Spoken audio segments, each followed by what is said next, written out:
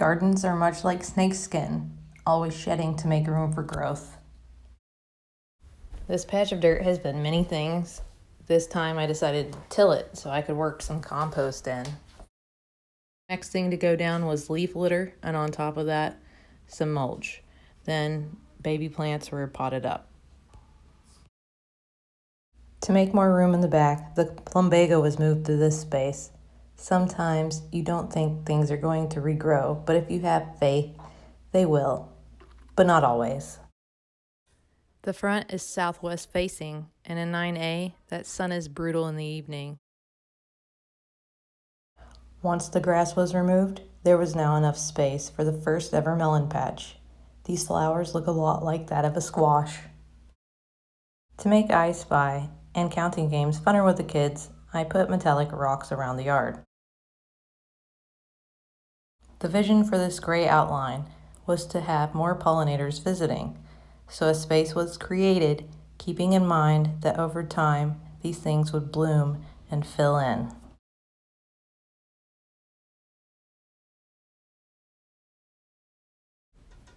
If you were looking for ways to learn with your children, learning about the butterfly life cycle is the way to go.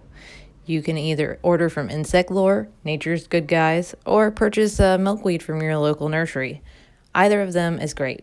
After everything shut down, I no longer had a gym to go to, so I put all my energy into turning this grass into an actual garden. I know that raised garden beds can help a lot of people with poor soil or flooded areas. I'm just not used to it, and I prefer the ground. But if my husband wants to build me something, I am not going to stop him. Plus, they actually really look nice.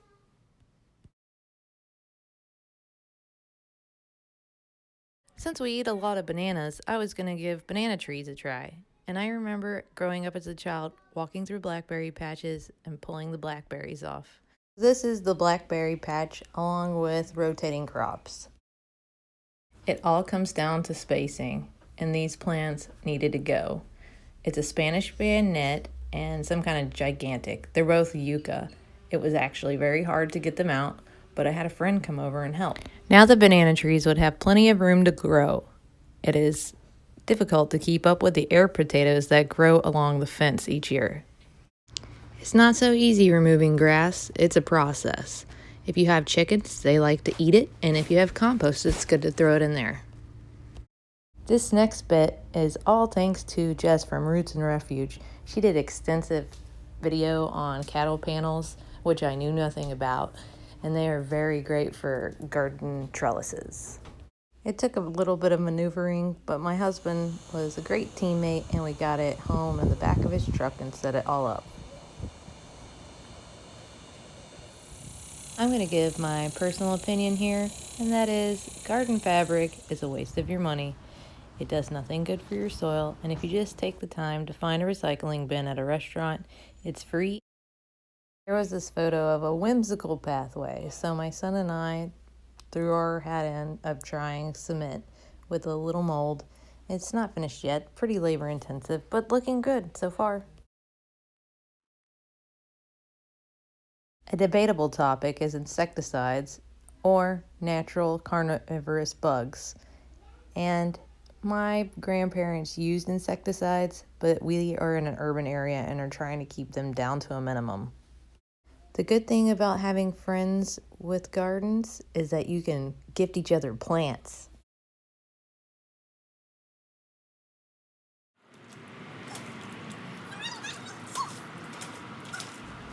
My husband was happy to say, "Those garden beds came in handy, didn't they?" Okra is by far the supreme grower in 9A. In my opinion, it has the most beautiful flowers.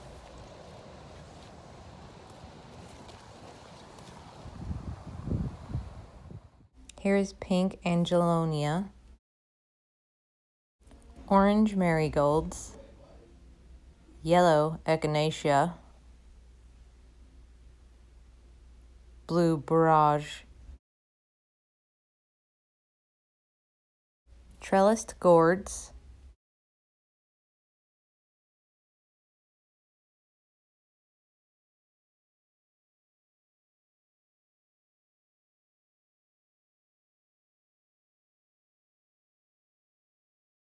There are many different methods to watering. The one I was interested was used a long time ago in the deserts of Africa.